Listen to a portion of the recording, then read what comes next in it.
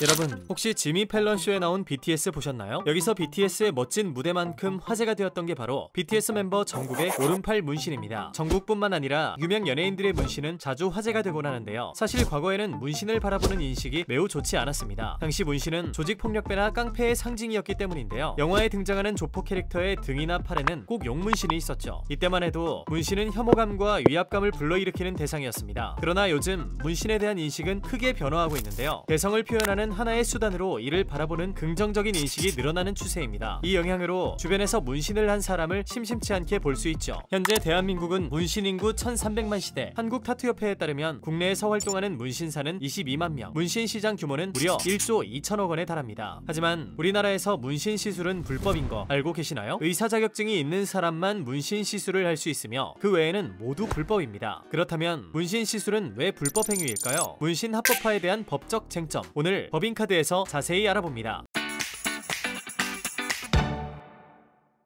먼저 용어에 대해 알아보겠습니다. 사전에서는 문신을 살갗을 바늘로 찔러 먹물이나 물감으로 글씨, 그림, 무늬를 새기는 일 또는 그렇게 새긴 것이라 정의하고 있습니다. 요새는 한자어인 문신만큼 영어인 타투라는 용어도 흔히 쓰이고 있죠. 현재 국회에는 문신사법과 타투어법이라는 이름의 법안들이 발의되어 있는데요. 각 법안들은 문신을 시술할 자격을 갖춘 사람을 문신사 또는 타투이스트라고 칭하고 있습니다. 이제 비의료인의 문신 시술이 불법인 이유에 대해 알아보겠습니다. 현재 법적으로 문신 시술은 의료행위로 분류되고 있습니다. 의료행위란 질병의 예방 또는 치료행위 및 그 밖에 의료인이 행하지 아니하면 보건위생상 위해가 생길 우려가 있는 행위를 의미하는데요. 그렇다면 문신이 왜 의료행위로 분류될까요? 이는 1992년 대법원 판결을 근거로 하고 있습니다. 당시 대법원은 문신행위에 대해 피부 표피에 문신을 하더라도 진피에 색소가 주입될 가능성이 있고 문신용 침으로 인해 질병 전염의 우려가 있다며 이를 의료행위로 판단하였습니다. 이 판결로 인해 문신 시술이 의료행위로 규정되었죠. 추가로 의료법을 보면 의료법 제27조 1항은 의료행위에 대해 의료인이 아니면 누구든지 의료행위를 할 수 없으며 의료인도 면허된 것 이외의 의료행위를 할 수 없다고 규정하고 있는데요. 법적으로 문신은 의료행위고 의료행위는 의료인만 할 수 있기에 비의료인의 문신행위는 불법이 되는 것입니다. 실제로 비의료인의 문신 시술은 무면허 의료행위로 5년 이하의 징역 혹은 5천만 원 이하의 벌금형에 처해질 수 있습니다. 사실 비의료인의 문신 시술 합법화는 그리 간단한 문제가 아닙니다. 의료계에서는 문신 합법화에 대한 우려의 목소리가 높습니다. 현재 주사, 침, 레이저 등 각종 침습적 행위는 엄격한 면허 제도를 통해 해당 자격을 획득한 사람만 할 수 있는데 문신을 합법화하게 되면 의료 지식이 없는 자의 침습적 시술로 인해 국민의 건강이 침해될 수도 있다는 것입니다. 한번 예외를 용인하여 규범이 깨지면 이후 다른 예외 사례도 발생할 여지도 있습니다.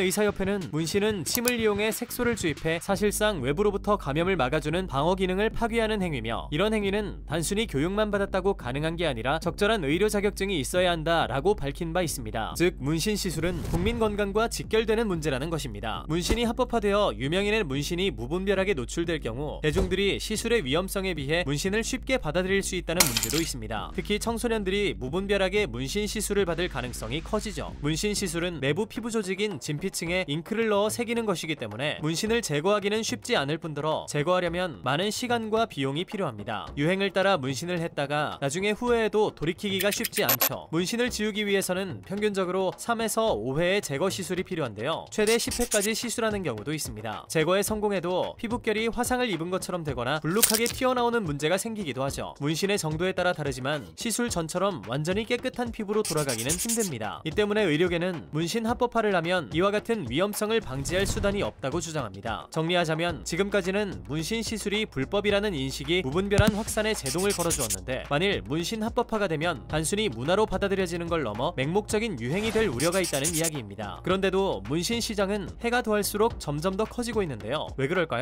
미디어가 발달하여 문신이 대중에게 자연스레 노출되면서 인식이 변화하고 있기 때문입니다. 요즘은 방송이나 SNS를 통해 문신을 공개적으로 드러낸 유명인을 쉽게 볼 수 있는데요. 유명 연예인의 문신은 시술소 도안에 쓰일 정도로 인기를 끌기도 합니다. 실제로 2018년 전국 만 19세에서 59세 성인 남녀 1000명을 대상으로 한 타투 관련 인식조사에 따르면 응답자의 70.9%가 타투에 대한 인식을 측은 과거보다 많이 관대해졌다고 응답했으며 응답자 52.9%가 타투는 자신을 표현하는 한 방법이라고 응답했습니다. 대중에게 타투가 개인의 개성을 표현하는 하나의 수단으로 받아들여지고 있는 것입니다. 인식이 긍정적으로 변화하는 것 이외에 다른 이유도 있습니다. 많은 사람이 문신을 의료행위로 보고 있지 않다는 건데요. 한국보건사회연구원이 2019년 발간한 문신시술 실태조사 보고서에 따르면 문신한 경험이 있는 사람 중 병의원에서 시술받았다고 답한 비율은 불과 2.7%, 대부분은 일반 시술소나 미용시설에서 시술받는 셈입니다. 심지어 시술받은 손님이 문신이 불법인 줄 몰랐다고 하는 경우도 적지 않습니다. 실질적으로 대중에게 문신은 의료행위가 아니라 그와 구별되는 인체 디자인 예술행위로 비치고 있는 것입니다. 이처럼 문신에 대한 인식이 크게 바뀌면서 정치권에도 문신 합법화를 위한 움직임이 있었는데요. 이 같은 움직임은 제17대 국회부터 20대 국회 막바지까지 이어졌습니다. 최근에는 정의당 류호정 의원이 타투어법을 발의하고 제정을 촉구하는 회견을 열기도 했습니다. 당시 류호정 의원은 등이 드러나는 보랏빛 드레스를 입었는데요. 훤히 드러난 등에 다양한 문양의 보랏빛 문신을 새긴 파격적인 모습으로 크게 화제가 되었죠. 류호정 의원이 발의한 타투어법이나 그간 국회에서 계속 논의되어온 문신사법은 동일한 취지를 바탕으로 하고 있습니다. 국내 문신 인구가 1,300만 명이고 시술하는 문신사가 22만 명에 달하는 실정에도 문신 산업에 대한 법적 의료적 관리가 부재하므로 제도권 안에서 안전하게 관리하자는 것이죠. 문신사들은 문신 합법화 법안 제정에 대해 적극적으로 찬성하는 입장입니다. 문신 시술이 불법으로 규정되어 문신사들이 입는 피해가 심각하기 때문이라는 취지인데요. 실제 피해 사례를 보면 신고하겠다고 협박하며 금전을 요구하는 일이 매우 빈번하게 일어난다고 합니다. 처음에는 병원비 명목으로 요구하다가 점차 터무니없이 큰 금액을 갈취하는 식입니다. 최근 한 뉴스 보도에 따르면 20대 초반의 여성 문신사 A씨가 40대 남성으로부터 신고 협박과 함께 300만 원을 요구당한 사례도 있습니다. 타투이스트 노동조합의 추적 결과 이 남성은 상습범이었는데요. 한 달 동안 문신 12개를 시술받고 다른 작업자들을 협박하여 500만 원이 넘는 금액을 갈취했습니다. 그러나 피해를 받은 문신사들은 경찰이나 국가에 도움을 요청할 수 없었는데요. 남성을 신고했다가는 문신사들 역시 불법 의료행위로 수사를 받기 때문입니다. 이뿐만 아니라 여성 문신사들이 당하는 성희롱 피해 역시 심각하다고 하는데요. 위의 사례처럼 선뜻 신고하기 어려운 환경을 악용한다는 것입니다. 문신 시술 자체가 1대1로 밀폐된 공간에서 진행되기 때문에 성범죄가 일어나기 쉬운 환경이고 성폭력 피해를 신고하려고 해도 불법 문신 시술 신고 협박을 당해 신고를 못하는 경우도 있다고 하는데요. 오픈 채팅이나 다이렉트 메시지로 불특정 다수의 남성 성기 사진을 보내며 성기에 시술해줄 수 있냐는 식의 성희롱은 기본이고 시술 현장에서 성폭력을 당한 사례도 있습니다. 문제는 이런 성희롱 및 성폭행 피해 역시 신고하기 어렵다는 점입니다. 이 때문에 문신사들이 문신 합법화 법안을 반길 수밖에 없는 환경이죠. 실제로 문신사 178명을 상대로 조사한 결과에 따르면 응답자